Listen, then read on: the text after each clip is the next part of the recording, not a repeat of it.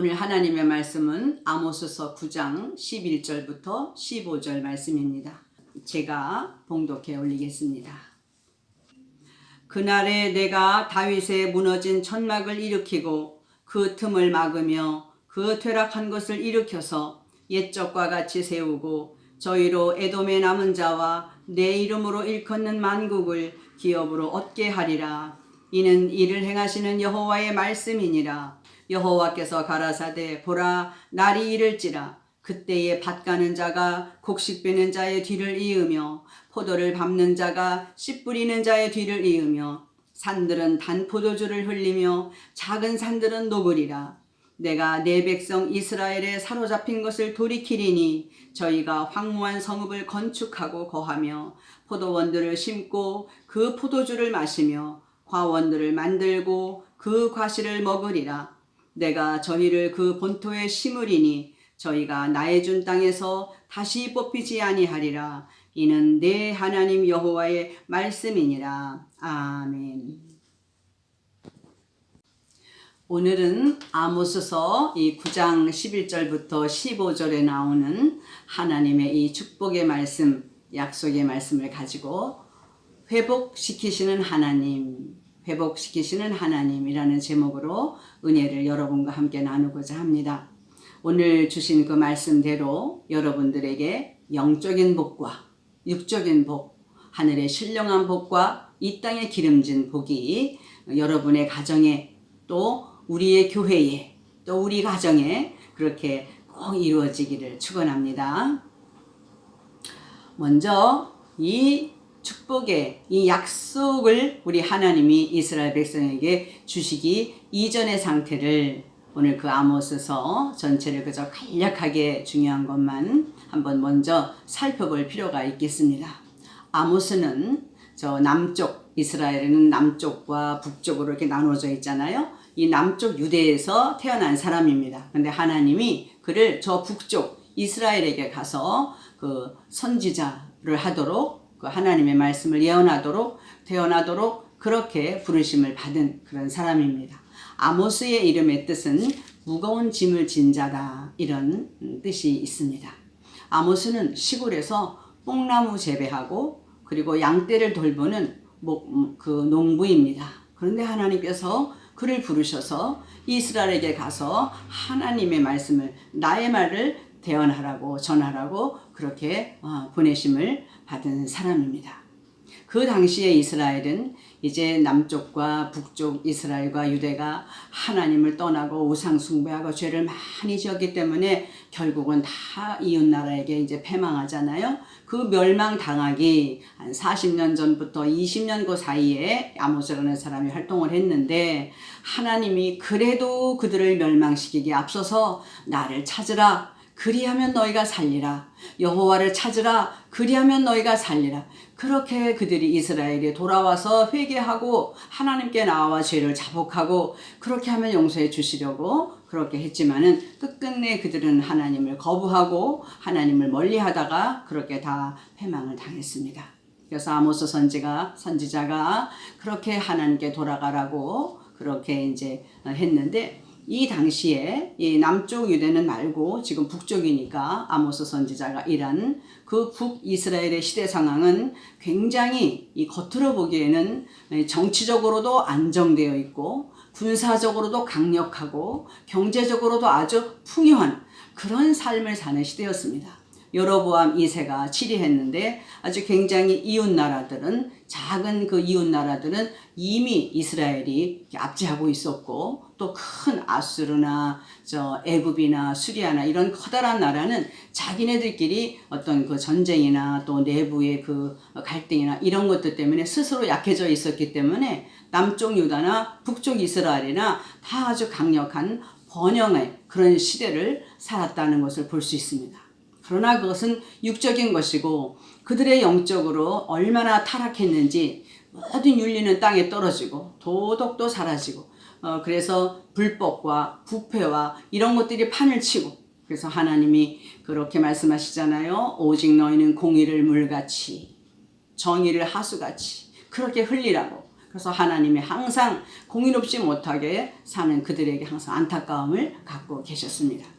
하나님께서 이 아모스에게 이스라엘의 죄가 어떠한지 아주 구체적으로 말씀을 해 주신 것이 있어요. 아모스서 2장 6절부터 8절에 보면 이런 말씀이 있습니다. 여호와께서 가라사대 이스라엘의 서너 가지 죄로 인하여 내가 그 벌을 돌이키지 아니하리니 이는 저희가 은을 받고 의인을 팔며 신 한 켤레를 받고 궁핍한 자를 팔며 가난한 자의 머리에 있는 티끌을 탐내며 겸손한 자의 길을 굽게 하며 부자가 한 젊은 여인에게 다녀서 나의 거룩한 이름을 더럽히며 모든 단 옆에서 전당 잡은 옷 위에 누우며 저희 시내 전에서 벌금으로 얻은 포도주를 마십니다. 이것을 한 가지 생각해 보면 정말 이제 그 고위 지도자들은 자기네들이 가진 그 지위와 권세를 이용해서 압제하고 토색하고 사치하고 향락하고 이런 죄를 지었다는 것입니다. 그리고 없는 사람들은 가난한 백성들은 그 지도자들의 행실을 본받아서 정말 그 온갖 악행을 저지르고 심지어는 가난한 자의 그 머리에 있는 티끌을 탐내기까지 하는 그런 그런 세상이 되었다는 것이죠. 여기에 보면 그 부자가 한 젊은 여자에게 다니는 죄에 대해서 말씀하시는데 이것은 돈을 많이 벌어서 뭐 젊은 여자를 가까이 하고 이것이 아닙니다. 아버지와 아들 이 부자 관계가 한 여자에게 이제 바알 신전에서 일하는 그런 창기 비슷한 그 성전 창기라고 하죠. 바알 신을 섬기는 그런 여자들을 이제 말하는 것일 텐데 레위기서 18장 8절에 보면 이런 말씀이 있습니다. 너는 계모의 하체를 범치 말라. 이는 내 아비의 하체니라. 야곱의 작은 그 부인 그 맏아들 그 레아가 낳은 그 아들 루벤이 가서 동침하고 막 그랬잖아요. 이것이 하나님 보시기에는 굉장히 정말 거룩한 이름을 더럽히며 여호와의 거룩한 이름을 더럽히는 그런 행위가 된다는 것입니다. 아버지와 아들이 한 여자 바알 신전의 창녀에게로 한 가지로 다닌다는 뜻입니다. 이런 죄를 지었다는 거죠. 그 당시에 성적으로 윤리가 아주 땅에 떨어지는 그 근친상간의 죄를 저지른 것입니다.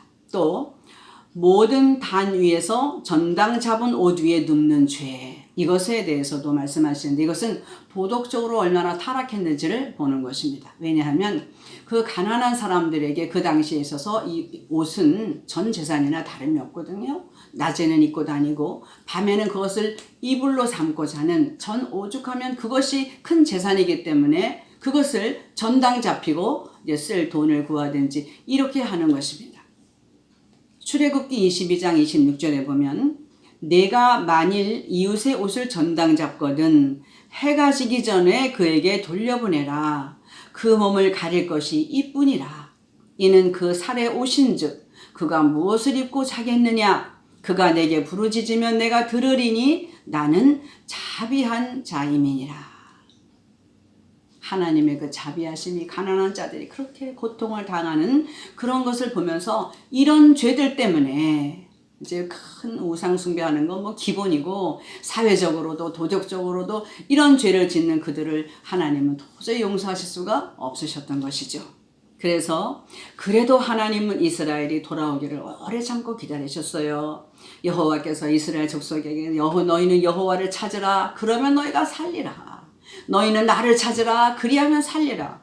용서해주고 싶으셔서 애태 오시느니 하나님께서 아모스 같은 선지자를 불러서 남쪽부터 북쪽으로까지 가게 하셔서 그렇게 백성들에게 알려주고 계시는 것입니다. 그런데 이제 우리 하나님께서 이 아모스에게 이런 죄들이 있지 아니하냐 그러시면서 그래서 내가 이들을 이제 심판할 것이다. 그러면서 그 어떻게 심판할 것인지 이스라엘의 모습이 어떤지 환상을 통해서 보여주시는데 그 아모스에게 5가지 환상을 보여주십니다. 그 첫째는 아모스서 7장 1절부터 나오는데 주 여호와가 내게 보이신 것은 이러하니라. 환상을 본 거죠. 왕이 풀을 벤 후에 풀이 다시 움트기 시작할 때에 주께서 황충을 지으심에 황충이 땅의 풀을 다 먹은지라.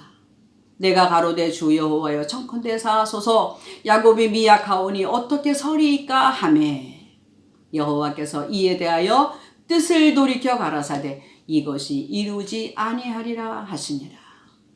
하나님께서 황충을 지으셨다는 거예요. 황충을 보내신다는 거예요. 황충이 풀을 다 먹고 그러니까 이제 아모스가 중보기도 하잖아요. 하나님, 야곱이 이렇게 미약합니다. 야곱은 이스라엘의 12지파의 아버지죠. 이 이스라엘이 이렇게 약합니다. 하나님이 그런 심판을 하시면 어떻게 그들이 살아나겠습니까? 중보기도 합니다. 그러니까 하나님의 뜻을 돌이키사 이에 대하여 뜻을 돌이켜 가라사대 이것이 이루지 아니하리라. 황충을 줘서 보내서 벌을 주시려고 했는데 무엇 때문에 그 뜻을 돌이키셨지요? 중보기도 때문에. 그래서 저와 여러분의 이 중보기도, 사회를 향한 중보기도, 교회를 향한 중보기도, 내 가정, 내 자녀, 내 아들, 내 딸을 위한 중보기도가 필요한 것인 줄로 믿습니다. 두 번째는 처음에는 이제 그 황충을 보이시고 두 번째는 불을 보이셔요. 불이 바다를 다 삼키더니 이제는 육지까지 삼키려고 올라오는 거예요. 그러니까 또 기도합니다. 아모스가 하나님 아버지 야곱이 이렇게 미약한데 하나님이 그렇게 하시면 어떻게 서겠습니까? 그렇게 하니까 어떻게 서리이까 하매 주 여호와께서 이에 대하여 뜻을 돌이켜 가라사대 이것도 이루지 아니하리라 하시니라. 그래, 내가 내 기도를 듣고 이것도 이 불심판도 첫 번째 것보다 강도가 세진 심판이잖아요. 근데 그것마저도 내가 뜻을 돌이켜서 그냥 그렇게 안 할게 이렇게 하셨다는 거예요.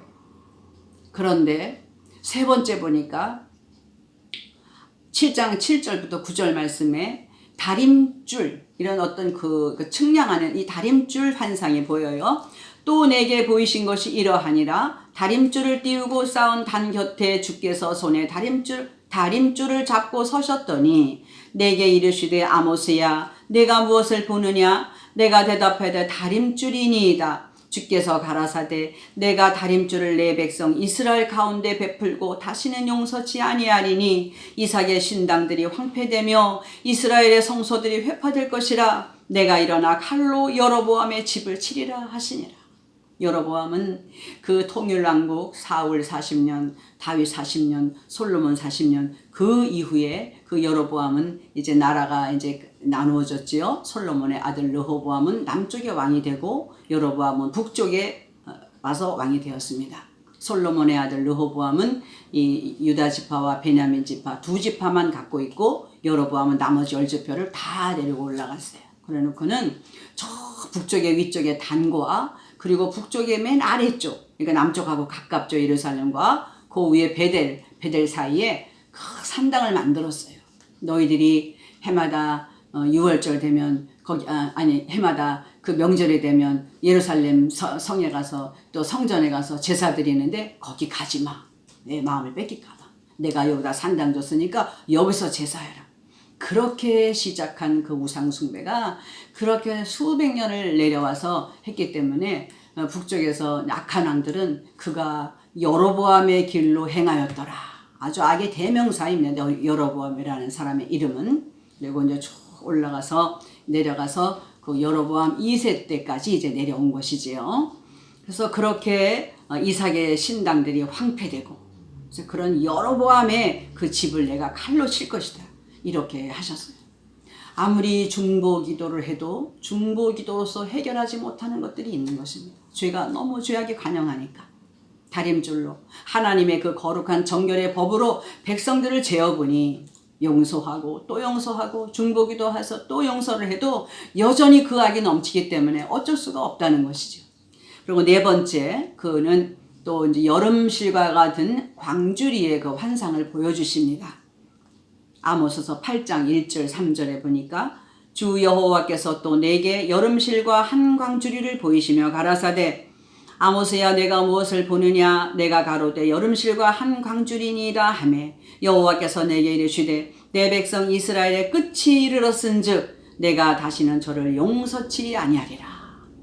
그날의 궁전의 노래가 애곡으로 변할 것이며 시체가 많아서 사람이 잠잠히 처처에 내어버리리라. 이는 주 여호와의 말씀이니라. 여름 실과가 아주 풍성하게 맛있게 잘 익었어요. 그런데 여름 실과는 어때요? 그냥 두면 빨리 시들잖아요. 여름 실과가 잘 익은 것 같이 이스라엘 백성들이, 이스라엘 나라가 겉으로는 번영하고 잘 사는 것 같지만은 사실은 그 안에 죄악이 무르익은 그런 상태를 보여주시는 것입니다. 환상으로. 그러니까 이스라엘의 죄가 끝이 이르렀다는 거예요. 너무너무 죄악이 관영하니까. 그리고 마지막으로 이제 하나님께서 성전 기둥과 문지방의 환상을 보여주셔요. 내가 9장 1절에 내가 보니 주께서 단 곁에 서서 이르시되 기둥머리를 쳐서 문지방이 움직이게 하며 그것으로 부서져서 무리의 머리에 떨어지게 하라. 내가 그 남은 자를 칼로 사륙하리니 그 중에서 하나도 도망하지 못하며 그 중에서 하나도 피하지 못하리라. 얼마나 하나님 앞에 죄가 가득했으면 수백 년을 참고 참으시는 하나님께서 마지막으로 심판하시는데 어디부터 하세요? 성전을 하시겠다는 거. 성전의 기둥의 머리 부분을 치고 그것이 문지방의 그 아래에 있는 문지방을 흔들리게 움직이게 하고 무너지게 하고 결국 성전의 처음부터 끝까지 위부터 아래까지 다 회파하겠다는 그런 말씀이세요. 그러니까 결국 하나님께서 그 이스라엘의 죄를 아모스를 통해서 그 정확하게 구체적인 이유, 내가 이스라엘의 이 서너 가지 죄로 인하여 내가 그들을 벌하려고 한다. 그러시면서 그들의 사회 악상을, 악을 말씀해 주셨지요. 그리고는 이제 심판할 것에 대해서 5가지 그렇게 환상으로 보여주셨어요. 황충을 보내시겠다. 불을 보내겠다. 그것까지 용서하셨죠. 그런데 다림줄로 재어보니 너무나 죄가 많아. 곧 여름실과 광주리에 있는 실과들이 썩어나갈 것처럼 그렇게 죄악으로 정말 무르익은 그 이스라엘을 곧 시들게 할 것이다. 어떻게? 성전부터. 그들이 가장 중요하게 어쩌면 생명처럼 여기고 있는 곳이어야 합니다. 그 성전을 그렇게 회파시키겠다. 이런 하나님이세요. 그런 하나님이 마지막에 우리가 오늘 읽은 이 말씀, 이 약속의 축복을 주신다는 거예요. 결국 그렇게 하나님이 심판하리라 그렇게 하셨는데 결국 기원전 722년에 북이스라엘은 저 아수르에게 다 멸망당했어요. 남쪽은 기원전 586년에 그 바벨론에게 또 포로가 되었습니다. 그렇게 하나님은 이스라엘을 심판하셨어요. 그런데 그들이 뭐 했어요? 아무것도 한 거 없어요. 그냥 고생했겠죠. 하나님은 그런데 오늘 이 말씀을 주시는 거예요. 내가 다윗의 장막을 일으키겠다. 그 틈을 보수하겠다. 퇴락한 것을 다시 내가 일으켜 세우겠다. 회복을 약속하십니다. 이스라엘이 잘해서 회복을 하는 것이 아니라 하나님의 자녀이기 때문에 그들이 죄를 지은 것에 대해서 보응을 하셨지만은 자녀이기 때문에 그들을 다시 사랑하시고 그들을 회복시키시고 그들을 축복하시겠다. 오늘 그 말씀을 주시는 것입니다. 오늘 전체적으로 보면은 하나하나 12절, 13절, 13, 14, 15절 이것을 보면은 11절을 보면 하나님이 예배를 회복시키시는 축복이 있습니다. 그리고 13절을 보면 하나님이 이 모든 만민을 하나님이 다 회복시키시는, 구원하시는 이방 선교에 대한 그 회복이 있습니다.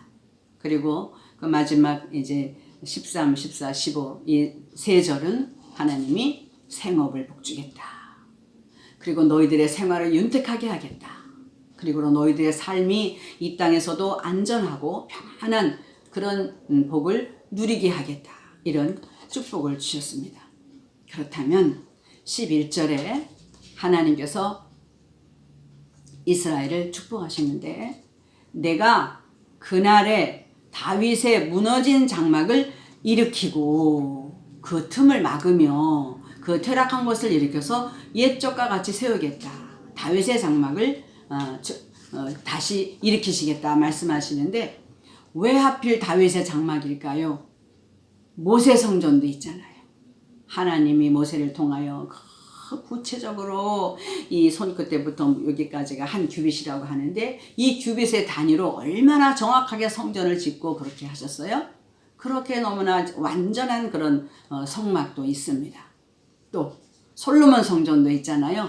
다윗이 짓지 못해서 금과 은과 모든 것을 주고 여기에 네가 더해서 해라. 얼마나 화려하고 정말 그 웅장한 그런 성전을 지었는데 하나님이 모세의 성막이라고도 하지 않고 솔로몬의 성전이라고도 하지 않고 오직 다윗의 장막이라고 했어요. 다윗은 어떻게 성전을 지은 것도 아니고 그냥 여호와 그 법궤를 언약궤를 갖다 놓고 뭐 성소와 지성소 사이에는 휘장도 없습니다. 그냥 앞에 갖다 놓고 기둥 몇 개 세웠겠죠. 그리고 천막이라고 그래요. 천막. 방수가 되는 그런 천막으로 잘했겠지만은 천막을 덮었습니다. 그래서 다윗이 항상 그랬잖아요. 나단 선지자에게 나는 이렇게 백향목 궁에 거하거늘 여호와의 궤는 휘장 밑에 있도다. 휘장 가운데 있도다. 그게 늘 마음이 아프고 죄송해서 하나님의 성전을 크게 짓고 싶었지만은 하나님이 괜찮다. 너 짓지 않아도 돼. 나는 너하고 있는 게 그냥 좋아. 내가 그 대신에 너 아들 떼에서 성전을 짓도록 허락하마. 이렇게 말씀하셨잖아요.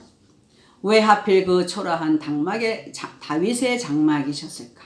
하나님은 그 다윗이 쳐놓은 천막 안에서 행복하셨던 것 같아요. 다윗이 좋으셨던 거죠. 그때 하나님은 다윗을 말할 때에 이는 내 마음에 합한 사람이다. 이렇게 말을 많이 하셨거든요. 하나님의 마음에 쏙 드는 사람이었어요. 마음에 합하다. 이것은 첫째, 하나님을 닮은 사람이라는 것이죠. 둘째, 하나님을 향하여 하나님을 의지하고 하나님만 좋아하고 하나님께 찾는 사람, 하나님을 찾는 사람. 그런 사람이 하나님, 그 마음에 합한 사람입니다. 그렇게 다윗은 하나님의 마음을 닮으려고 하나님만을 찾고 하나님을 의지했던 그런 사람이었습니다.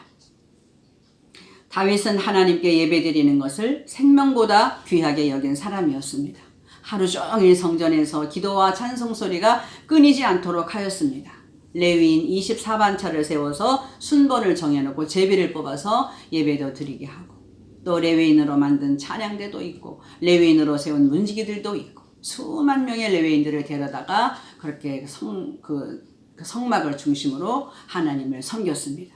시편 42편 1절 2절에 보면 하나님이여 사슴이 시냇물을 찾기에 갈급함 같이 내 영혼이 주를 찾기에 갈급하니이다. 내 영혼이 하나님 곧 생존하시는 하나님을 갈망하나니 내가 어느 때에 나아가서 하나님 앞에 배울고 이렇게 그가 고난 가운데서도 하나님을 찾던 사람이었습니다. 84편 1절에 보면은 만군의 여호와여 주의 장막이 어찌 그리 사랑스러운지요 내 영혼이 여호와의 궁정을 사모하며 쇠약하며 내 마음과 육체가 생존하시는 하나님께 부르짖나이다. 내 궁정에서 첫날이 아버지 계신 성전에서 하루보다 못하다고 했어요. 하나님께 있는 그 하루가 궁정에서 있는 첫날보다 낫다. 그렇게 하나님의 전을 사모하고 그렇게 하나님을 사랑했던 사람입니다. 역대상 22장에 보면 14절에 내가 환난 중에 여호와의 전을 위하여 금 10만 달란트와 은 100만 달란트와 놋과 철을 그 중수를 셀 수 없을 만큼 심히 많이 예비하였고 또 제목과 돌을 예비하였으나 너는 거기에 더할 것이며 솔로몬에게 성전 지으라고 물려주면서 이렇게 얘기하는데 처음에 보니까 뭐라고 그래요? 내가 환난 중에 다윗이 평안하고 이럴 때 하나님의 전에 지을 걸 준다는 것이 아니라 그가 환난을 당하는 가운데도 환난 중에서도 하나님의 전을 짓고 싶어서 그렇게 준비했다는 거예요. 평안할 때 모아둔 것이 아니라 환난 중에도 어려운 중에서도 하나님의 것을 구별하여 떼었다는 것이죠. 여러분들이 어려울 때도 하나님께 드리는 11조, 언제나 11조, 감사한 것, 또 구제하는 것, 선교하는 것, 이웃을 위해서 나누는 것, 이런 귀한 것들을 하나님께서는 기뻐하시는 줄로 믿습니다. 어려울 때도 하는 것, 그것이 하나님을 더 기쁘시게 하실 것입니다. 두 번째, 예배를 회복시키겠다, 다윗의 장막을 회복시키겠다는 하나님께서는 두 번째로 모든 민족으로 돌아오게 하겠다. 모든 민족을 기업으로 삼겠다. 그러니까 선교를 다시 회복시키시겠다. 이 말씀이 되겠습니다. 아모스서 9장 12절에 저희로 에돔의 남은 자와 내 이름으로 일컫는 만국을 기업으로 얻게 하리라. 이는 이를 행하시는 여호와의 말씀이니라. 아멘.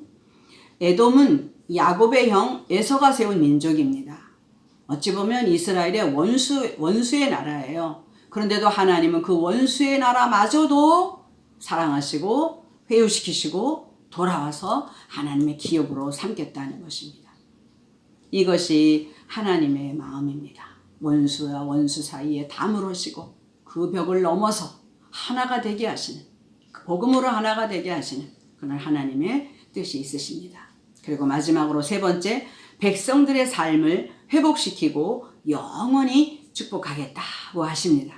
13절에 보니까 보라 철이 이를지라 그때에는 밭 가는 자가 곡식 빼는 자의 뒤를 이으며 포도를 밟는 자가 씨 뿌리는 자의 뒤를 이으며 산들은 단 포도주를 흘리며 작은 산들은 녹으리라. 무슨 말이죠?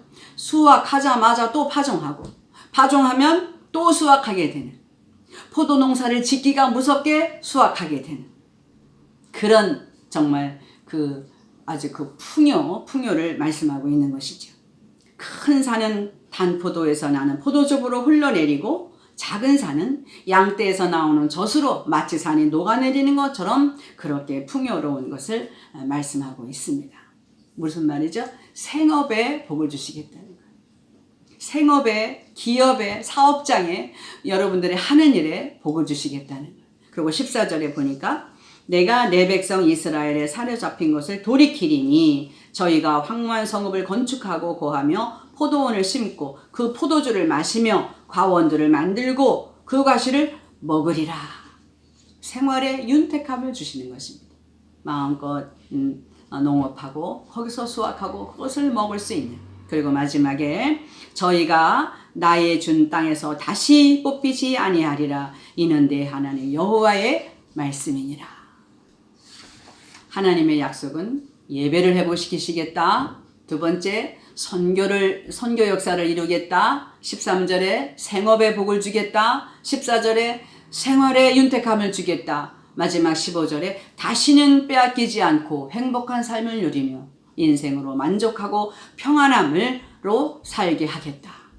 이런 복을 주시겠다고 약속하시는 거예요. 하나님은 인생이 아니시니 시건치 아니하신다고 그랬어요. 어찌 그 말씀하신 말을 실행치 아니하시랴 그랬어요. 하나님은 이스라엘의 죄들로 인하여 큰 심판을 오랫동안 또 갖게 했지만은 그 후에는 다시 용서하시고 전보다 더 아름다운 곳으로 회복시키시는 그런 사랑의 하나님이십니다. 그러니까 저와 여러분이 결국 이렇게 복을 받고 사는 것은 우리가 엄청 하나님 앞에 잘하고 선한 일이 있어서가 아니라 그냥 하나님의 자녀이기 때문에 복을 받는 것이다. 하나님의 자녀이기 때문에 죄를 졌어도 나와서 용서를 구하면 사해 주시고, 예수 믿기 때문에 예수님의 공로로 예수님의 보혈로 죄사함을 받는 것입니다. 저희가 예배 드릴 때 처음에 참회 기도를 하는데 그게 형식적이고 잠깐인 것 같지만 우리 마음의 진정으로 우리의 죄와 허물과 모든 잘못을 주님 앞 하나님께 고합니다. 나는 공로 없습니다. 예수님의 피공로 의지하고 고하오니 우리를 용서해 주시옵소서. 그 말씀 한마디로 우리 죄가 다 사해진다는 것입니다. 이미 예수 믿는 때에 우리의 원죄는 사했고 우리가 사는 손과 발은 씻어야 된다 그랬잖아요. 이런 죄까지 우리 주님이 하나님께서 우리 때문이 아니라 예수님 때문에 그렇게 우리를 용서하시고 사랑하시는 줄로 믿습니다. 우리도 그러니까 이 하나님의 복을 받은 자로서 하나님의 그 복을 누리고 살아갈 우리가 권리도 있지만 사실은 의무가 있는 거예요. 의무는 뭐냐? 예배를 회복해야 되고, 둘째 또는 의무는 뭐냐? 선교 역사를 이루어 나가야 된다는 것입니다. 제가 한국에 있을 때 저희 분당 제1교회에서 이제 그 부교육자로 사역했었는데 그 부산에 세계로교회라고 있어요.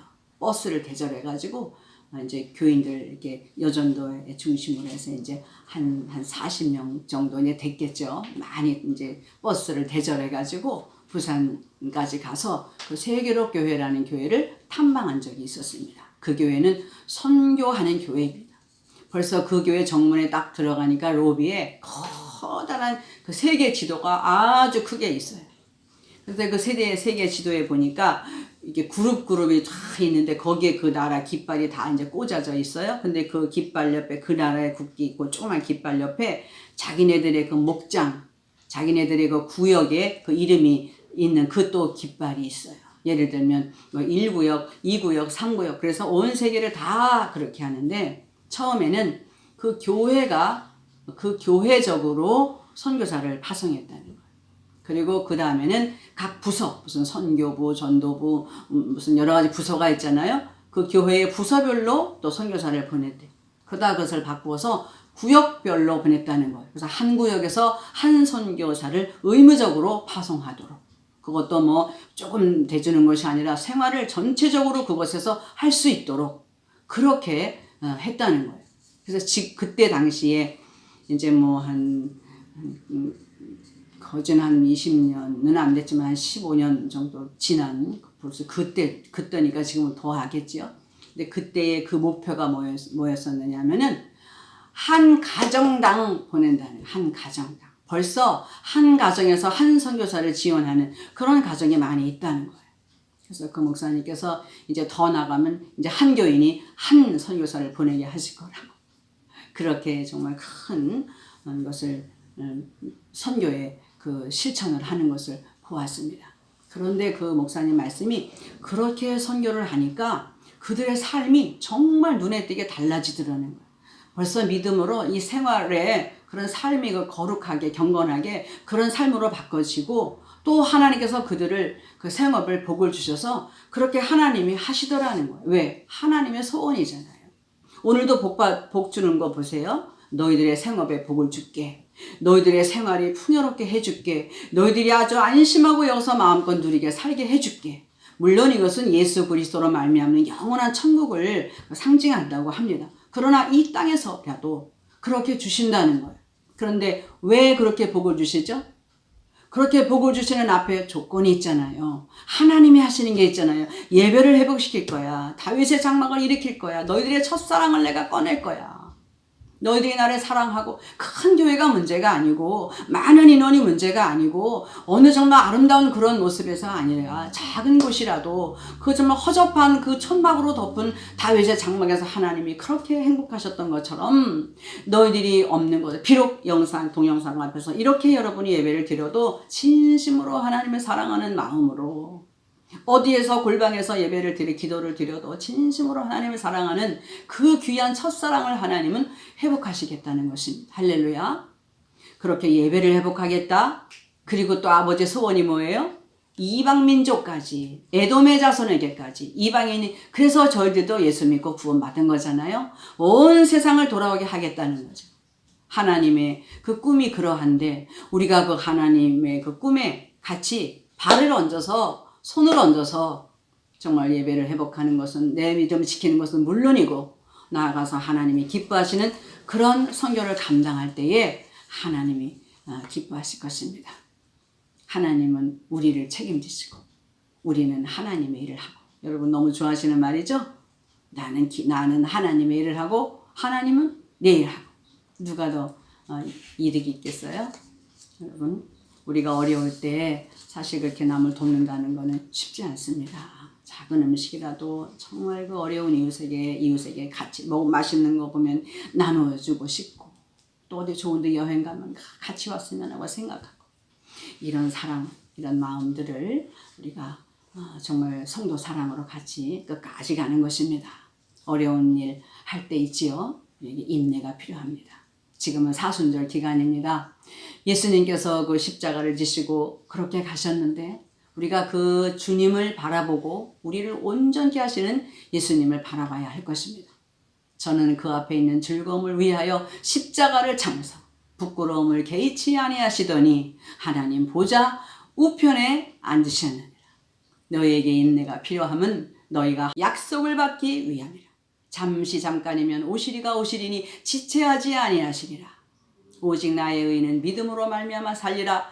또한 저가 뒤로 물러가면 내 마음이 저를 기뻐하지 아니하리라 하시니라.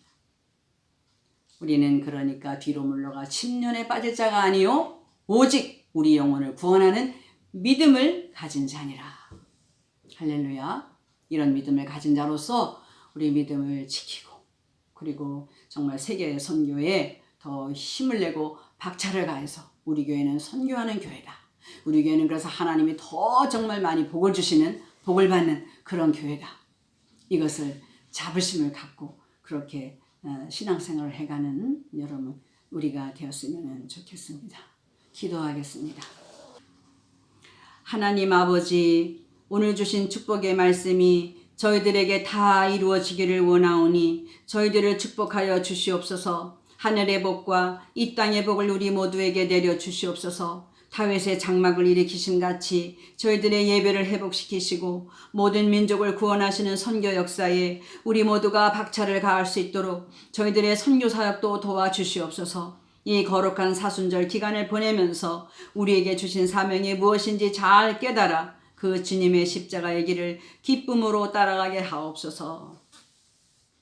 지금은 우리 주 예수 그리스도의 은혜와 그 크신 하나님의 사랑하심과 성령님의 감화감동 교통하심의 은혜가 오늘 이 예배를 드리는 우리 모든 성도들의 머리 위에 저들의 가정과 생업과 저들의 그 믿음 위에 이제와 영원까지 함께 계시기를 간절히 축원하옵나이다.